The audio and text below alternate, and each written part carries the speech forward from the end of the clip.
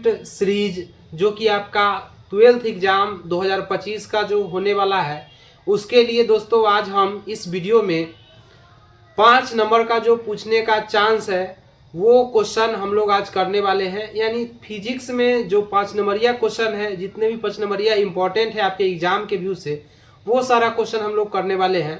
तो आइए दोस्तों, आज जो है से हम एक टॉपिक पढ़ने जा रहे हैं जिसका नाम है किरचॉफ का नियम, या इसी को किरचॉफ का नियम भी कहते हैं, जो 5 मार्क्स में यहाँ से क्वेश्चन पूछता ही है और इस बार ये क्वेश्चन आने का चांस है। तो चलिए दोस्तों, देरी न करते हुए हम लोग स्टार्ट करते हैं। किरचॉफ का नियम आखिर किसे कहते हैं?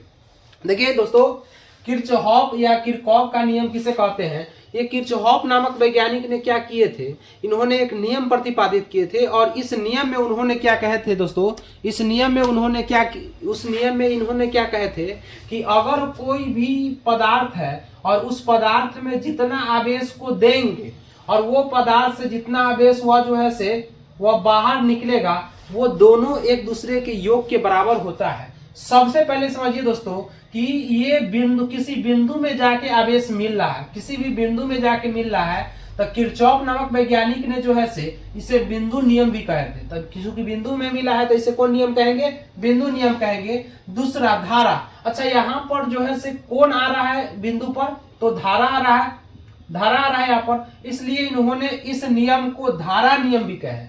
यहाँ बिंदु पर आवेश आ रहा है इसलिए इसको बिंदु नियम कहा गया, और ये बिंदु पर जो आ रहा है वो कौन आ रहा है? तो धारा आ रहा है, इसलिए इसको धारा नियम भी कहा गया है। अच्छा, ये धारा के रूप में क्या आ रहा है? तो आवेश आ रहा है। धारा के रूप में क्या आ रहा है दोस्तों? तो धारा के रूप में जो है से आवेश आ रहा है, इसलिए उन्होंने इसको आवेश का भी नियम कहे थे। तो आपको पहला क्वेश्चन आपको समझ में आना चाहिए कि इन्होंने जो क्या क्या बात कहे तो हम आगे समझेंगे, एक के बार तो सब कुछ नहीं समझिएगा। सबसे पहले आपसे क्वेश्चन पूछेगा कि किरचॉफ के नियम किसे कहते हैं। तो किरचॉफ के नियम का प्रतिपादन जो है से किरचॉफ नामक वैज्ञानिक ने किए थे, और यह किस सिद्धांत पर काम करता है? तो आवेश संरक्षण के सिद्धांत पर काम करता है। आवेश संरक्षण का सिद्धांत आप लोग फर्स्ट चैप्टर में पढ़े होंगे कि आवेश संरक्षण के सिद्धांत के अनुसार आवेश को नष्ट नहीं किया जा सकता है। आवेश के रूप को बदला जा सकता है लेकिन उसको नष्ट नहीं किया जा सकता है। जैसे अगर हमारे हाथ में आवेश है तो उसको आवेश को हम घर्षित करके उसको हम ऊर्जा के रूप में ला देंगे, ताप के रूप में ला देंगे, उसे हम खत्म नहीं कर सकते। हमारे बाल में जो आवेश है उसको हम एक कलम के नोक से ऐसे घसेंगे तो उसमें के आवेश उस कलम के नोकी पर आ सकता है लेकिन वो नष्ट नहीं हो सकता है। तो आवेश संरक्षण के सिद्धांत पर काम करता है। क्वेश्चन अगर आपसे पूछ ले कि किरचॉफ का नियम किसे कहते हैं, तो आप लिखिएगा कि इस नियम का प्रतिपादन किरचॉफ नामक वैज्ञानिक ने किए थे, और यह किस सिद्धांत पर काम करता है? तो यह आवेश संरक्षण के सिद्धांत पर काम करता है।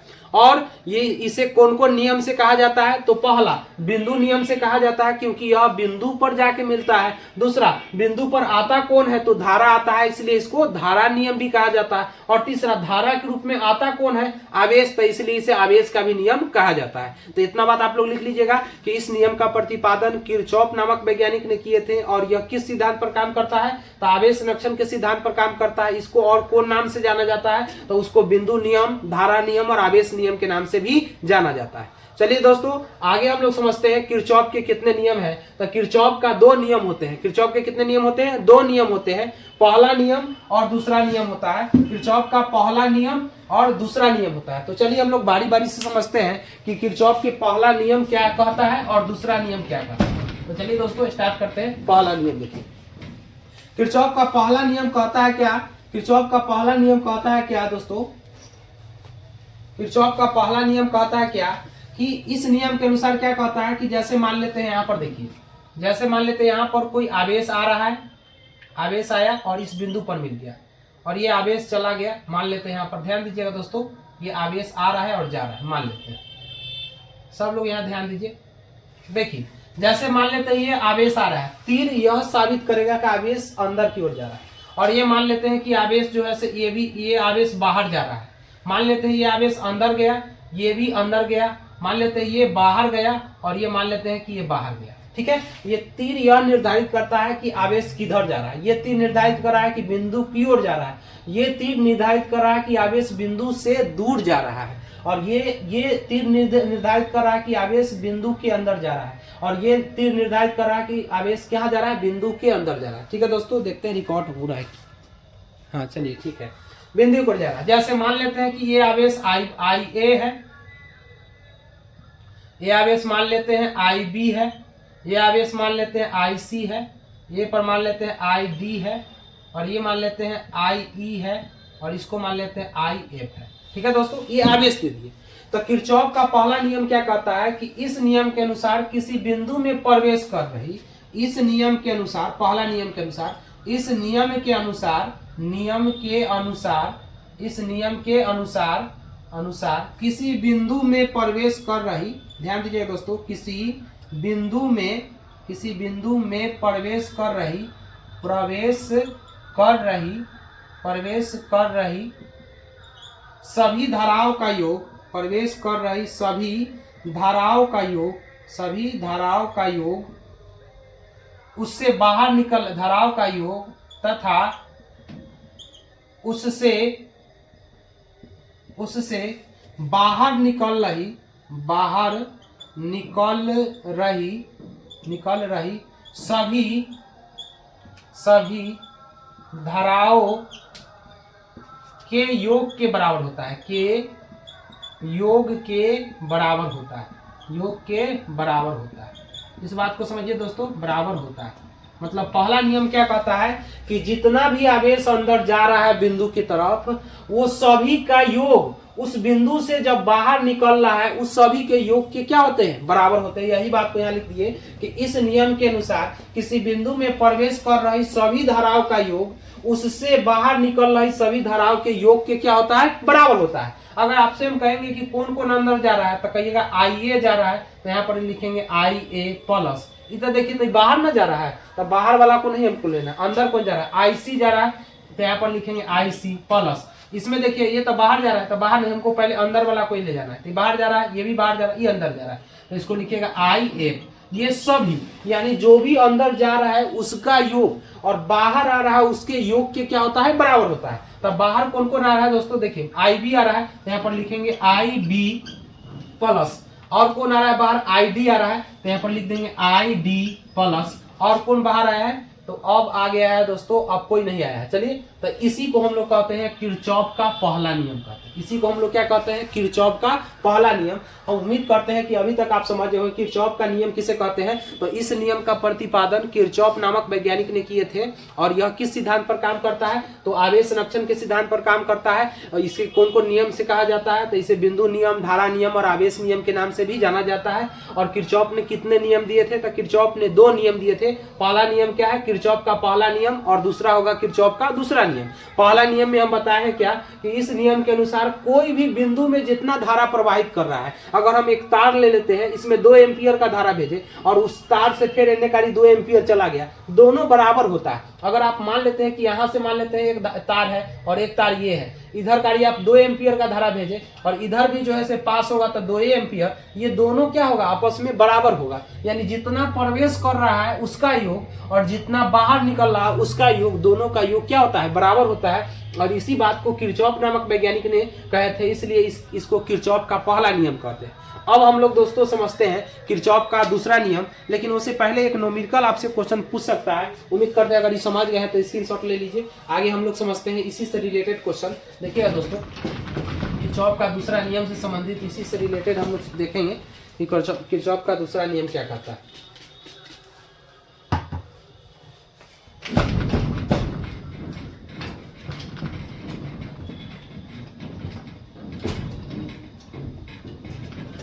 दूसरा नियम को समझते हैं, दूसरा नियम क्या कहता है।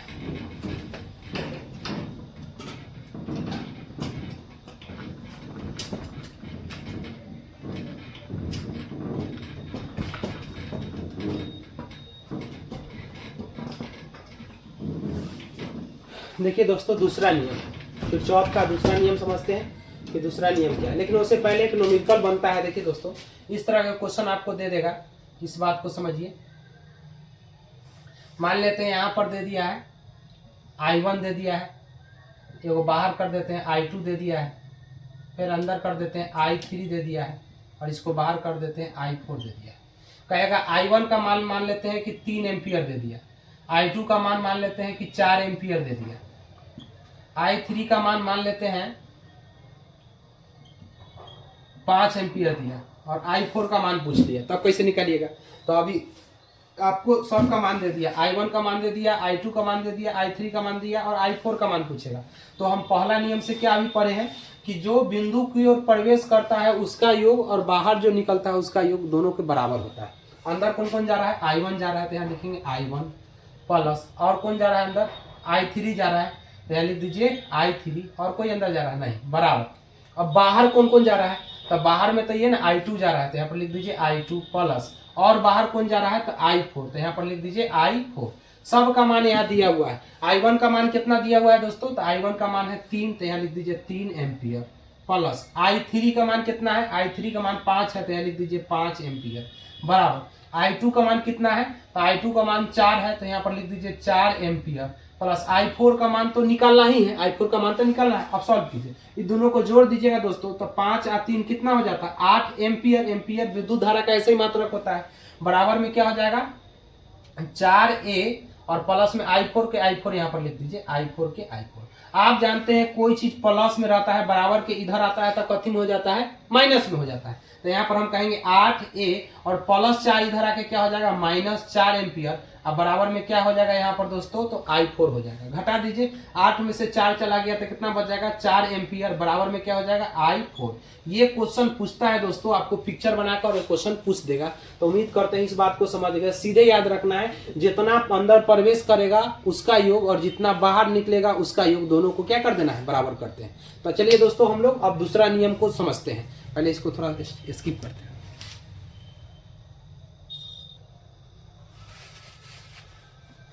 आइए दोस्तों, अब किरचॉफ के दूसरा नियम को समझते हैं। उम्मीद करते हैं आपको पहला नियम समझ में आ गया होगा। दूसरा नियम समझिए क्या कहा जा रहा है। दूसरा नियम कहा जाता है दोस्तों कि अगर ये कोई चालक पदार्थ है और इसमें कोई प्रतिरोध है, ठीक है, और एक और कोई चालक पदार्थ ले लीजिए, ऐसे बहुत सारे ले सकते हैं, इसको समांतर क्रम में जोड़ दिए, ये प्रतिरोध है। इसमें जब विद्युत धारा को प्रवाहित किया जाएगा, विद्युत धारा को प्रवाहित किया जाएगा, सेल जोड़ दीजिए और इसमें हम विद्युत धारा को जोड़ दिए। ध्यान से समझिए, इसका प्रतिरोध मान लेते हैं कि R1 है। आप लोग कमेंट कीजिएगा कि प्रतिरोध का ऐसा ही मात्रक क्या होता है, ठीक है। आप लोग कमेंट कीजिएगा प्रतिरोध का ऐसे मात्रक क्या होता है। इसका प्रतिरोध मान लेते हैं R1 है और इसका प्रतिरोध क्या है? R2। प्रतिरोध का मतलब क्या होता है? रोकना। जैसे कोई आदमी उधर से धक्का मार रहा है, हम इधर से रोक रहे हैं, तो प्रतिरोध कर रहे हैं, तो इसी को कहते हैं प्रतिरोध। अगर उधर से आवेश बहुत तेजी से आ रहा है, आवेश के प्रवाह हो रहा है और आवेश के प्रवाह में अवरोध उत्पन्न करेंगे, तो इसी को हम लोग क्या कहते हैं? प्रतिरोध कहते हैं। और इसका ऐसा ही मात्रक ओम होता है, जो कि आप ओम के नियम पढ़े होंगे। तो यहाँ पर क्या हो गया कि हम सेल जोड़ दिए और यहाँ पर प्लस और यहाँ पर क्या है? माइनस। जब यहाँ पर विद्युत धारा I को प्रवाहित किया जाएगा तो यहाँ से दो खंड में बच जाएगा।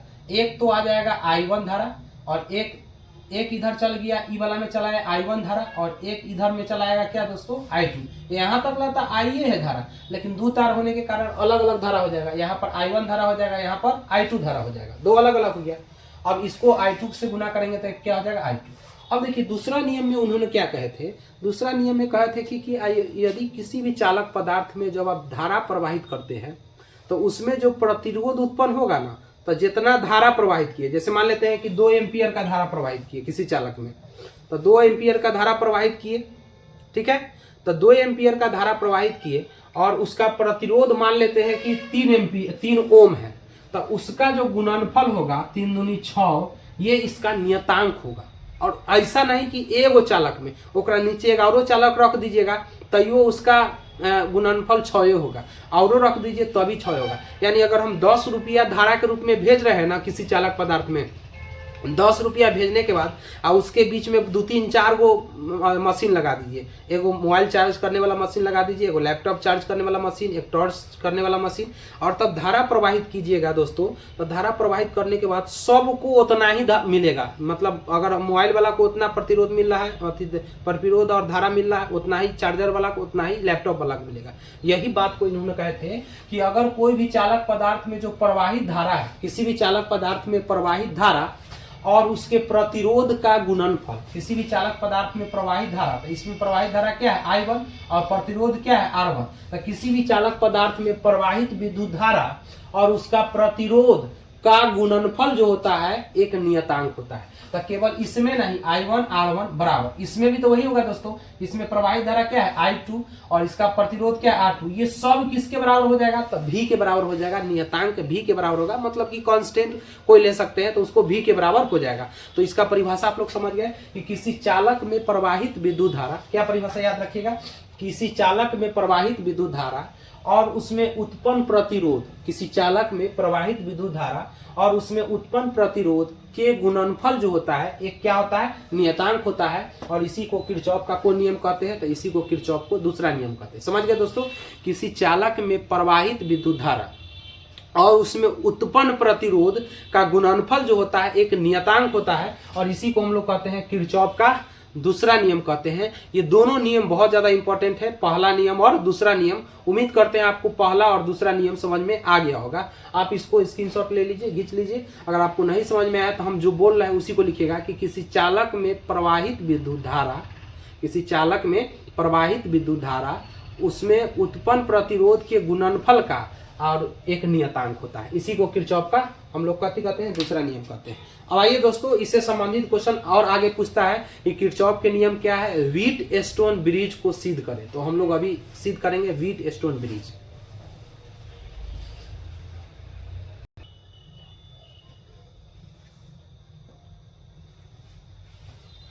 आइए दोस्तों, अब अगला टॉपिक इसी में पढ़ते हैं। व्हीट स्टोन ब्रिज को हम लोग सिद्ध करते हैं, जो कि किरचॉफ के नियम से ही संबंधित है। इसमें क्या किया जाता है दोस्तों? एक ऐसा व्यवस्था होता है जिसमें 3 गो अज्ञात प्रतिरोध रहता है, मतलब 3 गो ज्ञात प्रतिरोध रहता है, जिसको हमको पता होता है कि प्रतिरोध कितना है, और एगो चौथा का नहीं पता रहता हो, तो उसी को ज्ञात करने के लिए व्हीट स्टोन ब्रिज को किया जाता है। तो आइए हम लोग देरी न करते हुए इस बात को समझते हैं कि व्हीट स्टोन ब्रिज आखिर होता क्या है। तो इसके लिए सबसे पहले पिक्चर को समझना बहुत ज़्यादा जरूरी होता है। तो उम्मीद करते हैं कि आप पिक्चर को इसको समझिएगा। अगर आप इसको पिक्चर को समझ गए तो पूरा आप बना सकते हैं, पूरा फार्मूला सिद्ध कर सकते हैं। और ये बहुत इंपॉर्टेंट पॉइंट है, ये आपसे पूछता ही है एग्जाम में। तो चलिए दोस्तों हम स्टार्ट करते हैं। देखिएगा, ये प्रतिरोध बन रहा है, ध्यान से समझिए इसको।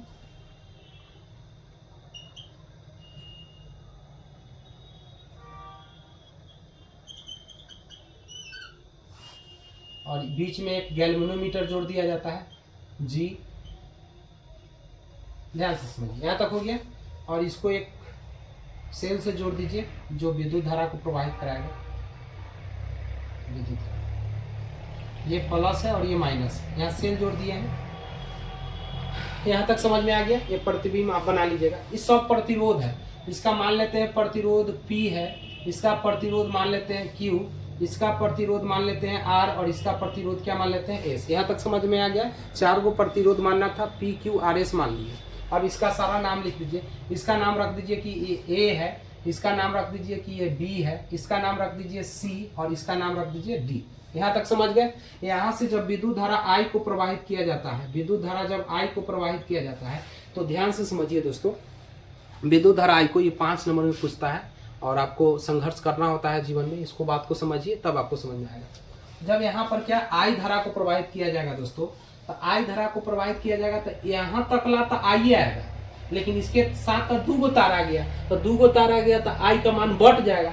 बटेगा किसमें? तो मान लेते हैं एन कारी आ जाएगा I1 धारा, यहाँ से गया I तक ला, और इधर चला गया I2 धारा। अब ध्यान दीजिए, आपको हम पढ़ाए थे, जब धारा के दिशा में चलेंगे तो प्लस, और धारा के विपरीत दिशा में चलेंगे तो माइनस होता है। अब यहाँ पर देखिए दोस्तों, यहाँ पर विद्युत धारा I है और यहाँ प्रतिरोध क्या R है। तो दूसरा नियम अभी पढ़ा है ना कि जब किसी चालक पदार्थ में जो विद्युत धारा प्रवाहित करेंगे और उसमें जो प्रतिरोध उत्पन्न होगा उसी का गुणनफल एक नियतांक होता है। तो यहाँ पर देखिएगा विद्युत धारा I है और प्रतिरोध R है, तो I और R मिल जाएगा तो क्या हो जाएगा? I1 और R बन जाएगा। अच्छा, यहाँ पर देखिएगा तो प्रतिरोध क्या है P, और यहाँ विद्युत धारा क्या जा रहा है I2। तो दूसरा नियम के अनुसार विद्युत धारा और प्रतिरोध का गुणनफल होता है, तो यहाँ पर हम कहेंगे I2 और P में गुना हो जाएगा तो क्या हो जाएगा? I2P। यहाँ तक तो समझ में आ गया। कि आपको जो है से 4 प्रतिरोध लेना है, एक लेना है P, एक लेना है Q, एक लेना है R और एक S, और सबका नाम रख देना है A B C D। अगला पॉइंट हमको समझना है कि जब विद्युत धारा I को प्रवाहित करेंगे तो यहाँ तकला तो I आएगा, लेकिन इसके बाद वह 2 भागों में बढ़ जाएगा, जिसका नाम रहेगा I2 ऊपर चला जाएगा और I1 नीचे चला गया। वो अपना सुविधा अनुसार कर सकते हैं। I1 धारा जब इधर आएगा दोस्तों तो I1 धारा E है और इसका प्रतिरोध R है, तो क्या बन जाएगा I1R। और यहाँ पर I2 धारा आएगा तो I2 इसका प्रतिरोध धारा है और प्रतिरोध क्या है P, तो I2P हो गया। यहाँ तक समझ गए। अब ये दोनों को समझिए, ध्यान से समझिए। अगर आप ध्यान दीजिएगा दोस्तों तो यहाँ से I धारा आ रहा है, I का पावर यहीं तकला होगा, इसके बाद नहीं जा सकता, और I2 का प्रतिरोध यहीं तक रहेगा, इसके आगे नहीं जाएगा। तो इधर से आ रहा है I धारा, ऊपर से इसको हम लोग कहते हैं IG, इसको हम लोग क्या कहते हैं दोस्तों, IG कहते हैं। तो यहाँ पर से आ रहा है IG धारा और इधर से जा रहा है I1 धारा, तो दोनों तो धारा एक ही दिशा में जाएगा। जैसे इधर से पानी, इधर मान लीजिए इधर से पानी आया और फिर ऊपर से पानी आया, तो दोनों का पावर बढ़ ही ना जाएगा, प्लस हो जाएगा। और जब विपरीत में रहेगा तो माइनस में होगा। अगर हम इसका प्रतिरोध धारा का मान कहेंगे तो यहाँ से यहाँ तक आ रहा है कथी, I1 धारा आ रहा है, तो यहाँ तक I1 धारा रहबे करेगा। और फिर इधरों से ना धारा आ रहा है, ऐसे जा रहा है, इधर से IG यहाँ से जाके ऐसे मिलेगा, I1 का प्रतिरोध यही रहेगा। तो इधर से आ रहा है IG और इधर से जा रहा है I, तो I1 और इधर का क्या हो जाएगा IG, तो ये टोटल धारा हो गया। और इसका प्रतिरोध क्या है S, तो प्रतिरोध से गुना करेंगे, धारा में प्रतिरोध से गुना करते ही बात समझते हैं। तो धारा इधर I1 जा रहा है यहाँ तक ला, इधर से आ रहा है IG, तो I1 प्लस में IG, प्रतिरोध क्या हो जाएगा S। अब ये तीनों के बारे में तो हमको समझ में आ गया। अब इसको समझते हैं कि यहाँ पर क्या होगा। अब दिमाग लगाइए दोस्तों, इधर से तो आ रहा है I2 धारा, इधर से तो आ रहा है I2 धारा। अब यहाँ से उल्टा गया, देखिए एक धारा उधर से आ रहा है और एक धारा इधर से गया, तो एक दूसरे के तब विपरीत हो गया। एक धारा ऊपर से आ रहा है, एक धारा नीचे से जा रहा है, तो एक दूसरे के विपरीत दिशा में, इसलिए क्या लग जाएगा यहाँ पर, माइनस लग जाएगा। अच्छा, यहाँ पर जा कौन रहा है, तो IG धारा जा रहा है। I1 का पावर इतना ही रहता है, यहाँ से यहाँ तक I1 आता है और I2 यहाँ से यहाँ तक ला आता है, तो बीच में यहाँ पर क्या हो जाएगा, माइनस में ई वाला यहाँ पर आकर ऐसे इधर जा रहा है IG और इधर से आ रहा है I2, तो यहाँ पर क्या लग जाएगा, IG धारा लग जाएगा और इसका प्रतिरोध क्या है, Q। इतना बात समझिएगा तब बन जाएगा। समझिए आप, ये ले लेंगे हम लोग प्रतिरोध, यहाँ पर हम लेंगे क्या, यहाँ पर लेंगे प्रतिरोध P Q R S। धारा गया I, तो I2 ऊपर चला गया, I1 नीचे, I1 यहाँ पर आया तो I1 धारा और R क्या बन जाएगा, I1 R धारा, और इधर कारी जाइएगा तो I2 और यहाँ पर P है प्रतिरोध, I2P। अब यहाँ वाला के लिए समझना है कि इधर से जा रहा है I1 धारा, ऊपर से आ रहा है IG धारा, और दोनों तो एक ही दिशा में जा रहा है, इसलिए प्लस हो जाएगा। और प्रतिरोध क्या है S। इसके लिए हम बात किए तो इधर से आ रहा है I2 धारा और इधर से जा रहा है IG धारा, तो दोनों एक दूसरे के विपरीत दिशा है, इसलिए I2 माइनस IG और इसका प्रतिरोध क्या हो जाएगा, Q। ये सर I1 को नहीं लेगा, तो I1 इतना ही तक लगाएंगे, आगे नहीं जाएगा। अब इतना समझ गए हैं।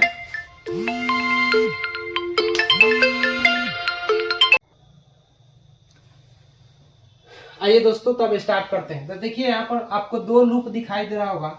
एक लूप आपको दिखाई दे रहा होगा त्रिभुज लूप, लूप मतलब होता है आकृति।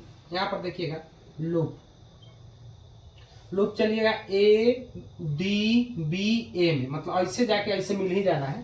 तो चलिएगा कथी A D B A में, चलिए धारा के दिशा में जाएंगे तो प्लस, विपरीत दिशा में जाएंगे तो माइनस। देखिए यहाँ से आइएगा तो यहाँ से यहाँ तक क्या है, धारा I1 R है, और फिर ऊपर चढ़िएगा तो देखिए दोस्तों ऊपर से धारा आ रहा है, आप नीचे से जा रहे हैं, ऊपर से आ रहा है नीचे से जा रहे हैं, तो माइनस ना, विपरीत दिशा हो जाएगा, तो माइनस यहाँ पर क्या हो जाएगा IG।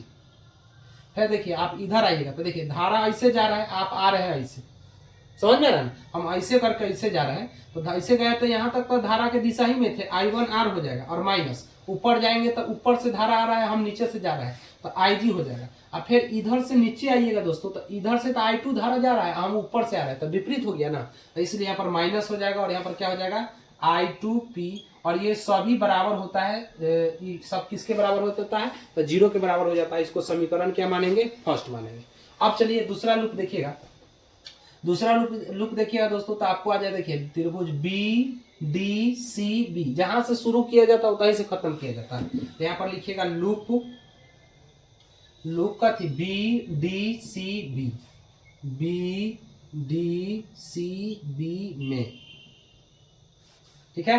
तो इसमें चलिएगा दोस्तों, तो यहाँ से आप शुरू होकर ऐसे जाइएगा तो यहाँ से यहाँ तक आइएगा तो क्या हो जाएगा आई जी, यहाँ पर लिख दीजिए आई जी, और यहाँ से यहाँ तक आई जी। फिर इधर चले जाएंगे तब प्लस ना, क्योंकि दिशा में न जा रहे, इधर से इधर आए तो वही दिशा में, फिर वही दिशा में, तो क्या हो जाएगा आई वन, और प्लस में क्या हो जाएगा आई जी, और इसमें क्या जुड़ जाएगा दोस्तों, तो एस जुड़ जाएगा। यहाँ तक समझ गए। तो इस तो सेम दिशा में। अब फिर एन करिएंगे तो देखिए धारा ऊपर से आ रहा है, हम जा रहे हैं नीचे से, तो माइनस ना आ जाएगा, माइनस, इसका क्या हो जाएगा आई टू माइनस आई जी, और यहाँ पर क्या हो जाएगा क्यू हो जाएगा। देख लेते एक बार दिखाई दे रहा है कि नहीं। हाँ चलिए यहाँ तक तो दिखाई दे रहा है, ठीक। और ये सब किसके बराबर हो जाएगा, जीरो का समीकरण क्या हो जाएगा, सेकेंड हो जाएगा। चलिए अब आगे हम लोग समझते हैं, आगे समझिए। देखिए जब ये बात एक बार और समझ लीजिए, त्रिभुज दो में चलना है, एक लूप में चलना है ए डी बी ए में, तो यहाँ से यहाँ तक आएंगे तो धारा में चल रहा है तो आई वन आर हो जाएगा। फिर ऊपर चले जाएंगे तो वो ऊपर से धारा आ रहा है, हम नीचे से जा रहे हैं, तो विपरीत दिशा में धारा को घटाया जाता है, तो यहाँ पर लग जाएगा माइनस, और यहाँ पर लग जाएगा आई जी। सेम टू यहाँ से यहाँ तक आइएगा, तो यहाँ से यहाँ तक आने के बाद जो है क्या हो जाएगा आई टू है, और आई टू धारा इधर से जा रहा है, हम ऊपर से आ रहे हैं, तो इसलिए माइनस हो जाएगा, तो माइनस में आई टू पी हो जाएगा। ये लूप वन हो गया। लूप चलिएगा बी डी सी, बी में चलिएगा तो आप जानते हैं कि धारा के दिशा में चलेंगे तो प्लस लेना है, और धारा के विपरीत दिशा में चलेंगे तो माइनस लेना है। तो धारा के दिशा में चलेंगे तो यहाँ आई जी हो गया, तो आई जी, और फिर यहाँ से इधर न जाएंगे तो देखिए एक धारा तो दिशा में न जा रहा है तो प्लस हो जाएगा, और यहाँ पर क्या है आई वन आई जी, और एस यहाँ पर लगा दीजिए माइनस। यहाँ चले जाएंगे तब विपरीत में, क्योंकि ऊपर से धारा आ रहा है, हम नीचे से जा रहे हैं, तो इसलिए हो जाएगा विपरीत में, तब माइनस आई टू और आई जी, और यहाँ पर आप प्रतिरोध क्यू बराबर किसको हो जाएगा जीरो। जब व्हीट स्टोन ब्रिज संतुलित होता है ना दोस्तों, तो व्हीट स्टोन ब्रिज जब संतुलित होता है तो आई जी का मान जीरो लिया जाता है। ये किरचॉफ नामक वैज्ञानिक ने जो है इस बात को बताया था। किरचॉफ नामक वैज्ञानिक ने जो है इस चीज को क्या किए थे, बताए थे। तो यहाँ पर हम लिखेंगे कि जब व्हीट स्टोन ब्रिज संतुलित होता है हो तो आई जी का मान क्या लेना होता है, जीरो। अब आई जी का मान दोनों में रखिए, समीकरण फर्स्ट और सेकेंड दोनों में। तो यहाँ पर रखिएगा आई वन आर है, माइनस में हो जाएगा आई जी, माइनस में हो जाएगा आई टू पी, और बराबर में जीरो। इस समीकरण क्या है, फर्स्ट। लेकिन आई जी का मान क्या लेना है, जीरो। जहाँ जहाँ आई जी वहाँ पर ले लीजिए जीरो। तो देखिए आई वन के आई वन, आर के आर, माइनस आई जी का मान क्या लेना है दोस्तों, जीरो। जब संतुलित होता है तो माइनस आई टू के आई टू और पी के पी बराबर में हो जाएगा जीरो। ये तो जीरो हट जाएगा, तो क्या हो जाएगा आई वन आर, और माइनस में क्या हो जाएगा आई टू पी, और बराबर में क्या होगा जीरो। कोई चीज माइनस में रहता है बराबर के उधर जाता है तो कति हो जाता है, प्लस में, तो उधर ले जाइए। तो क्या कहिएगा आई वन आर, अब बराबर में क्या हो जाएगा आई टू पी। अब क्या कीजिए, धारा को एक तरफ कर दीजिए, प्रतिरोध को एक तरफ कर दीजिए। तो देखिए यहाँ पर आई वन के आई वन गुना में आई टू है, इधर आएगा तो कति में हो जाएगा दोस्तों, भागा में आई टू, बराबर में इधर बच के आ जाएगा पी। अच्छा इन्हें देखिए तो प्रतिरोध आर है, गुना में इधर आएगा तो कति में हो जाएगा, भागा में। इसको समीकरण मान लीजिए 3। बात समझ गए। आई जी का मान जीरो लेना है, और तब आई धारा को एक तरफ और प्रतिरोध को एक तरफ कर दिए। जो काम समीकरण फर्स्ट में किए वही काम समीकरण सेकेंड में भी करेंगे। तो समीकरण सेकेंड पहले लिख देते हैं, आई जी प्लस में लिखिएगा I one plus I G S, और माइनस में लिखिएगा आई टू माइनस में आई जी, और यहाँ पर लिख दीजिए क्यू, और बराबर में जीरो। समीकरण सेकेंड है। तो इसमें आई जी का मान क्या लेना है, जीरो। तो जहाँ जहाँ आई जी वहाँ पर देखिए आई जी है, तो आई जी का मान क्या लीजिएगा दोस्तों, जीरो लीजिएगा। और प्लस में क्या लिखिएगा आई वन के आई वन रहने दीजिए, और प्लस में आई जी है तो आई जी का मान क्या लीजिएगा, जीरो। और इसमें क्या लग जाएगा एस, माइनस आई टू के आई टू रहने दीजिए, और माइनस में आई जी का मान क्या लेना है, तो जीरो लेना है, तो जीरो। और यहाँ क्यू के क्यू रहने दीजिए, बराबर किसके हो जाएगा दोस्तों, जीरो। आप दिमाग लगाइए, ये जीरो तो ऐसा ही हट जाएगा। आज जीरो में कोई संख्या जोड़ते हैं तो वही ना संख्या आता है। तो आई वन में जीरो जोड़ेंगे तो आई वन ही आएगा, इसमें गुना किससे हो जाएगा, एस से। ये वाला तो हट ही गया, ऐसा ही। माइनस आई टू में से जीरो घटाएंगे तो आई टू होगा, और इसमें क्या लग जाएगा क्यू, और ये सब किसके बराबर हो जाएगा, जीरो के बराबर हो जाएगा। अब कोई चीज माइनस में रहता है बराबर के उधर जाता है तो कति हो जाता है, प्लस में हो जाता है। यहाँ पर हम कहेंगे आई वन एस बराबर में क्या हो जाएगा, आई टू क्यू के बराबर हो जाएगा। अब यहाँ से हम कहेंगे आई को एक तरफ लिखिए और क्यू को एक तरफ लिखिए, तो कहिएगा आई वन गुना में इधर आके कति में हो जाएगा दोस्तों, तो भागा में आई टू, बराबर में इधर क्या बच जाएगा क्यू, और एने कारी गुना में से इधर आके क्या हो गया, भागा में। इसको समीकरण मान लीजिए 4।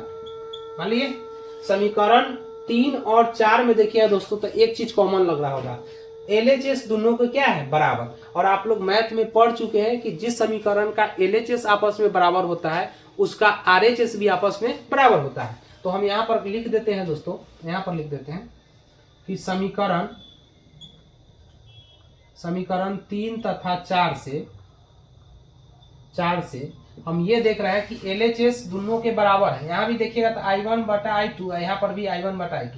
ये जब दोनों बराबर है तो इहो दोनों बराबर होगा, तो यहाँ पर हम लिख सकते हैं P बटा में क्या लिखिएगा, R, और ये बराबर हो जाएगा Q बटा में किसके, S के बराबर हो जाएगा।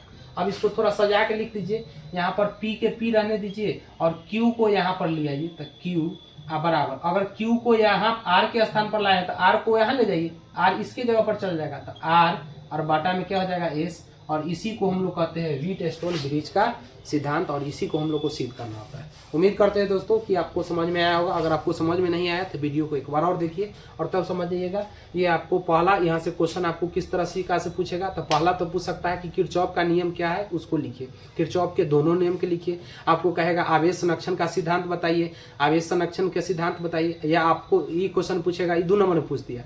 5 नंबर कैसे पूछेगा, तो कहेगा कि किरचॉफ का नियम क्या है और इसकी सहायता से व्हीट-स्टोन ब्रिज को सिद्ध करें। तो ये तरीका है, यहाँ से क्वेश्चन 100% आने का चांस है, इसको कर लीजिएगा। हम लोग हर रोज एक एक क्वेश्चन जो 5 नंबरिया है, पहले फिजिक्स पर काम करते हैं, फिर केमिस्ट्री, फिर बायोलॉजी, इस पर हम लोग काम करने का प्रयास करेंगे और कर लेंगे। उम्मीद करते हैं मेरा एक छोटा सा प्रयास आपको अच्छा लगा। फिर हम लोग अगला वीडियो में मिलते हैं। जय हिंद।